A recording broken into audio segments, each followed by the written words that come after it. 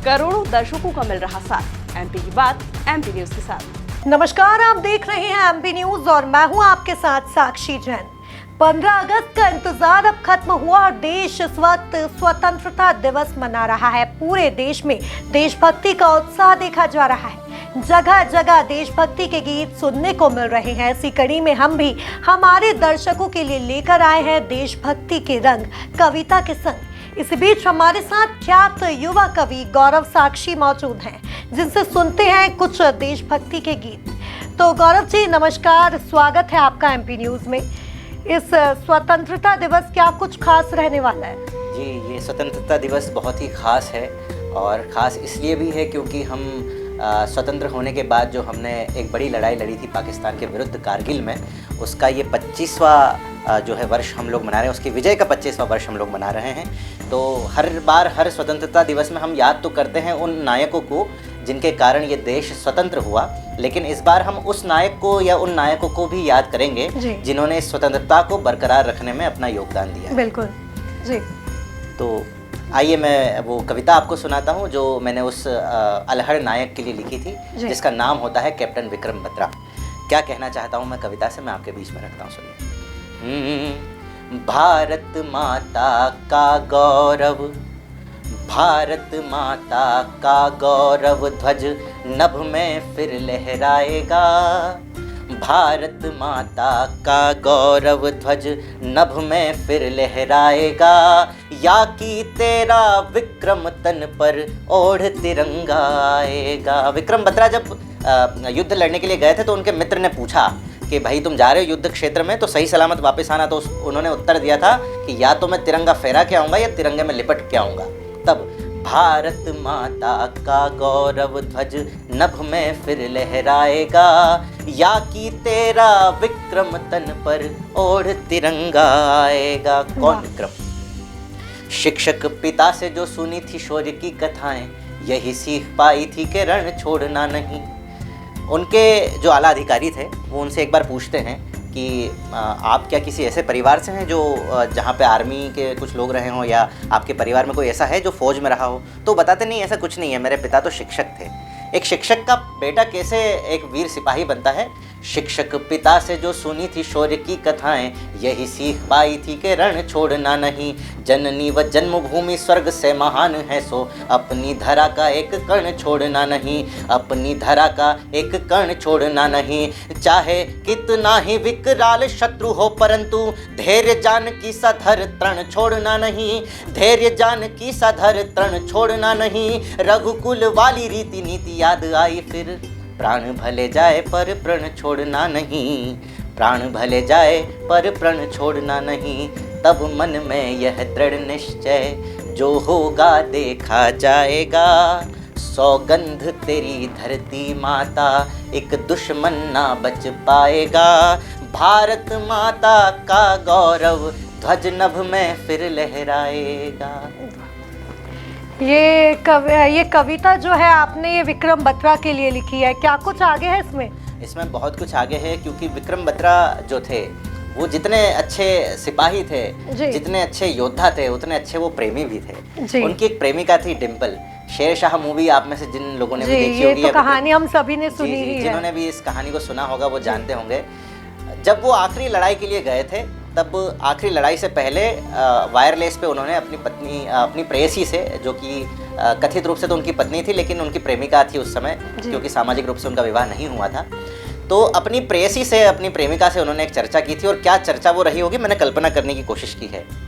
जितना किया है मैंने नेह माता भारती से, उतना ही तेरी हर बात से लगाव है। आपसे आपकी प्रेयसी पूछती है ना कि आपको आपके काम से ज़्यादा प्रेम है या मुझसे ज़्यादा प्रेम है, तब उन्होंने क्या उत्तर दिया होगा? जितना किया है मैंने नेह माता भारती से, उतना ही तेरी हर बात से लगाव है। देह के प्रभाव का खिंचाव मात्र नहीं प्रिय, आत्मा के संग आत्मा का ये जुड़ाव है। देह के प्रभाव का खिंचाव मात्र नहीं प्रिय, आत्मा के संग आत्मा का ये जुड़ाव है। जिंदगी रही तो तेरे नाज भी उठाऊंगा मैं। जिंदगी रही तो तेरे नाज भी उठाऊंगा मैं। किंतु अभी सीमा पर युद्ध का तनाव है।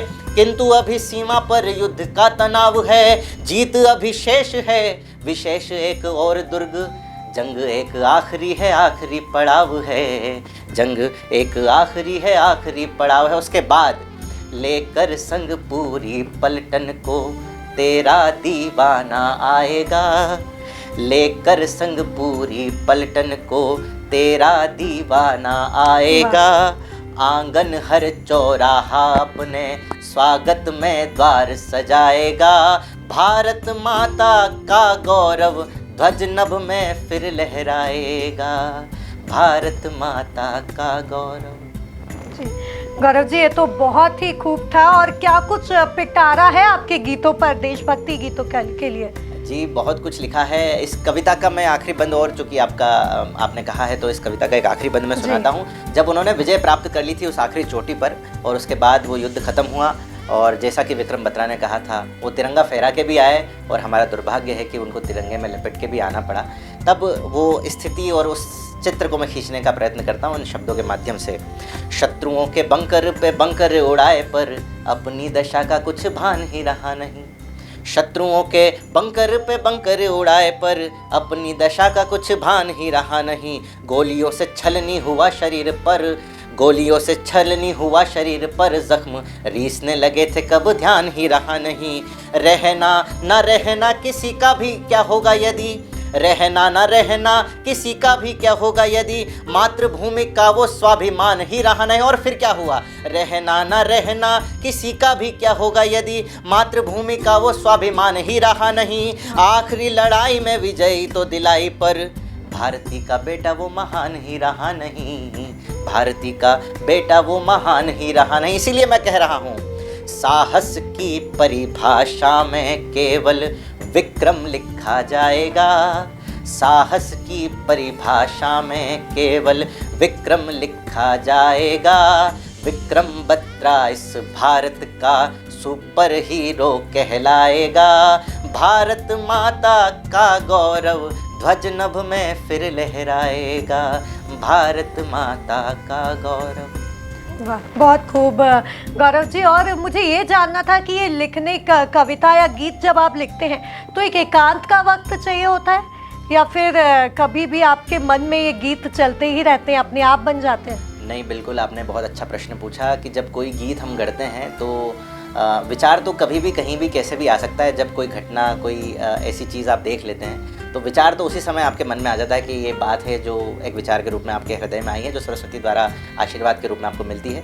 लेकिन उस विचार पे जो उसको छंदबद्ध करना होता है तो उसके लिए एकांत और उसके लिए थोड़े से शांति की आवश्यकता होती है, जहाँ पर बैठकर आप उस भाव को पूरी तरह से गीत में, कविता में ढाल सकते हैं। जी, मैं एक चीज़ और जानना चाहूँगी गौरव जी कि किस उम्र से आप गीत लिखते आ रहे हैं? ये भी मैं बताना चाहूँगा, मैं स्कूल के समय से ही जो है मैं गीत और कविता में मेरी रुचि रही, क्योंकि मेरे परिवार की जो पृष्ठभूमि है वो ऐसी रही। मेरे पिताजी, मेरे दादाजी सब लोग साहित्य, मेरे दादाजी ने तो शिवमंगल सिंह सुमन जी के साथ जो है पढ़ाया है। मेरे काका साहब को हाल ही में मध्य प्रदेश साहित्य अकादमी ने पुरस्कृत किया है, जिनकी पुस्तक की भूमिका शिवमंगल सिंह सुमन जी ने लिखी थी। तो ये मेरे पारिवारिक मतलब गुण हैं, मुझे परिवार से कविता की शिक्षा मिली, तो बचपन से ही मैं कविता लिखते आया हूँ। गौरव जी, जाते हुए हमारे दर्शकों के लिए एक देशभक्ति का गीत और हो जाए। जी बिल्कुल, मैं एक छंद और सुनाना चाहता हूँ कि चूँकि हमारे देश में बड़ी वैसी बात होती है कि कुछ लोग कहते हैं, अनालगर लोग, कि वंदे मातरम बोलें या नहीं बोलें।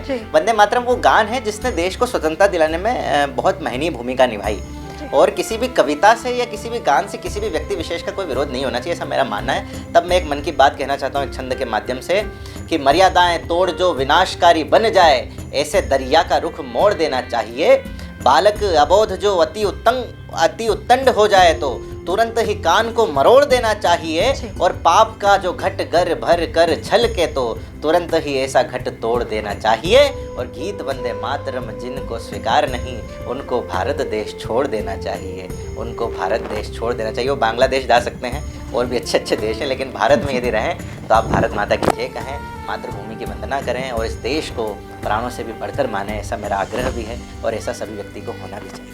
जी बिल्कुल, इस देश में रह रहे हैं, भारत देश में, तो वंदे मातरम कहने में भी कोई विकल्प या हिचक नहीं होनी चाहिए। वही तो यह थे हमारे साथ युवा ख्यात कवि गौरव साक्षी जी, जिनसे हमने कैप्टन विक्रम बत्रा की कविता सुनी, गीत सुना जो उन्होंने देशभक्ति पर लिखा है। तो और भी ऐसे ही अपडेट्स के लिए आप खुद भी हमारे साथ बने रहिए एमपी न्यूज़ के साथ। नमस्कार। करोड़ों दर्शकों का मिल रहा साथ। एमपी की बात एमपी न्यूज के साथ।